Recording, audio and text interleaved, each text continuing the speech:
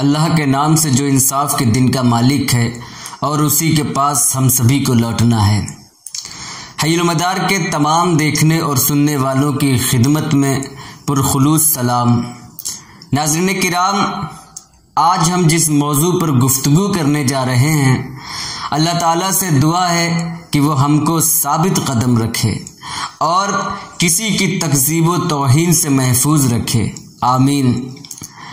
کیا ہم جانتے ہیں کہ حضور صلی اللہ علیہ وسلم نے ارشاد فرمایا، حسن اور حسین دنیا میں میرے دو پھول ہیں، مگر افسوس امت نے ان دونوں پھولوں کو بڑی بے رحمی سے ہلاک کر دیا۔ جبکہ غدیر خم کے موقع پر حضور صلی اللہ علیہ وسلم نے فرمایا تھا کہ میں اہل بیت کے معاملے میں تمہیں اللہ کا خوف دلاتا ہوں۔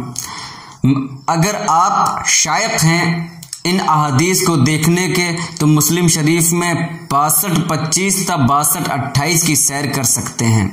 ناظرین کرام، حضرت امام حسن علیہ السلام کے قاتل کو تلاش کرنے سے پیشتر میں ایک بات ضرور عرض کرنا چاہوں گا، حالانکہ تلخ ہے مگر کارآمد بھی ثابت ہو سکتی ہے۔ اللہ تعالی ہماری سمجھ میں وسعت بخشے۔ بات دراصل یہ ہے کہ دنیا کہاں سے کہاں پہنچ گئی ہے۔ نئی نئی ایجادات نے زندگی میں ایک انقلاب برپا کر دیا ہے۔ دوسرے تمام اقوام و مذاہب متحد ہو گئے ہیں۔ ایک ہم ہیں کہ اپنے ایمان پر نظر ثانی نہیں کرتے، ایمان ابو طالب کے ایمان کے پیچھے پڑے ہیں، اپنی کرتوتیں نظر نہیں آتی، معاویہ بن ابو سفیان کی کرتوتیں تلاش کرتے ہیں۔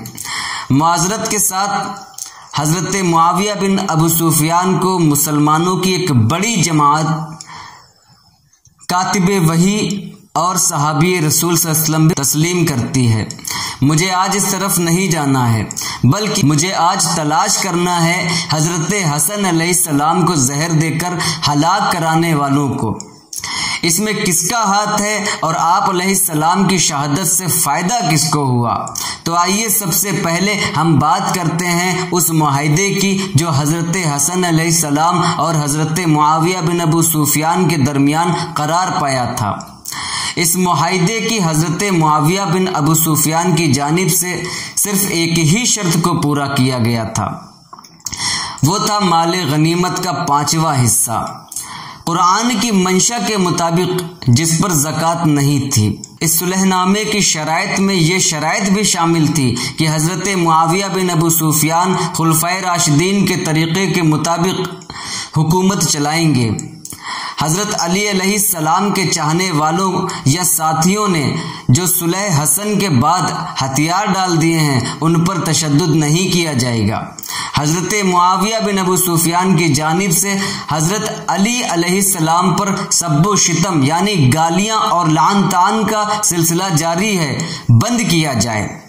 اس کے علاوہ حضرت معاویہ بن ابو سفیان اپنے بعد حکومت کو شورا پر چھوڑ دیں گے، اپنے بیٹے کو نامزد نہیں کریں گے۔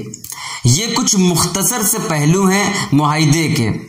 ان تمام معاہدات پر حضرت معاویہ بن ابو سفیان قائم نہیں رہے، بلکہ جو کچھ کیا ان معاہدات کے برعکس کیا۔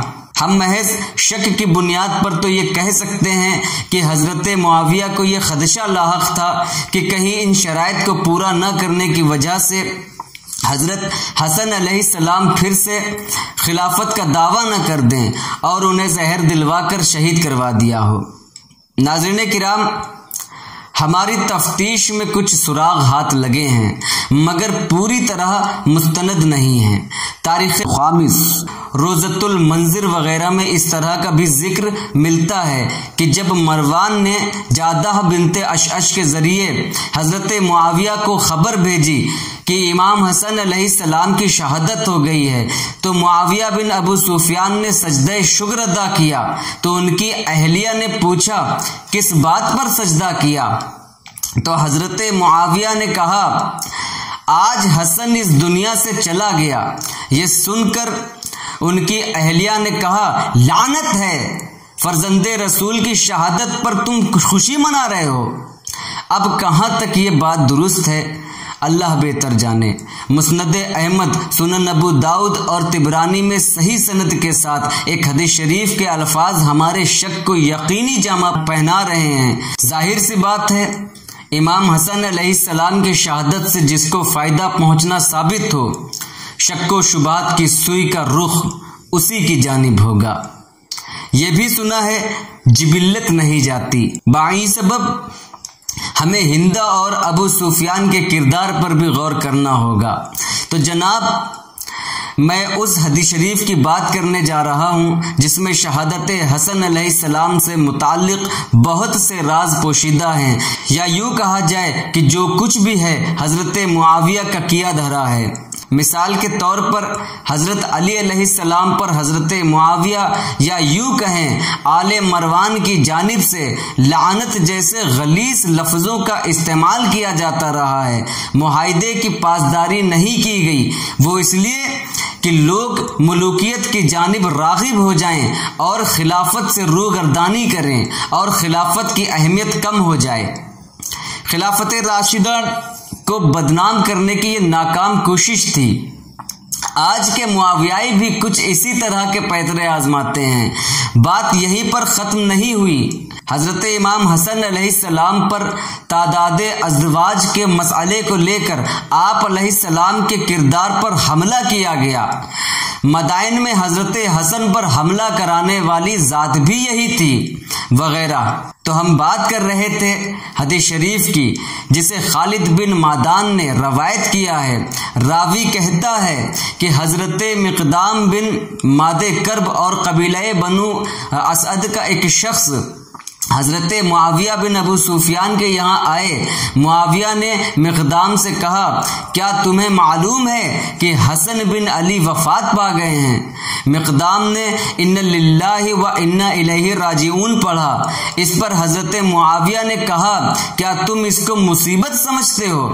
حضرت مقدام نے کہا، کیوں نہ سمجھوں، جبکہ رسول اللہ صلی اللہ تعالی علیہ وسلم نے ان کو اپنی گود میں بٹھایا تھا اور کہا تھا حسن مجھ سے ہیں اور حسین علی سے۔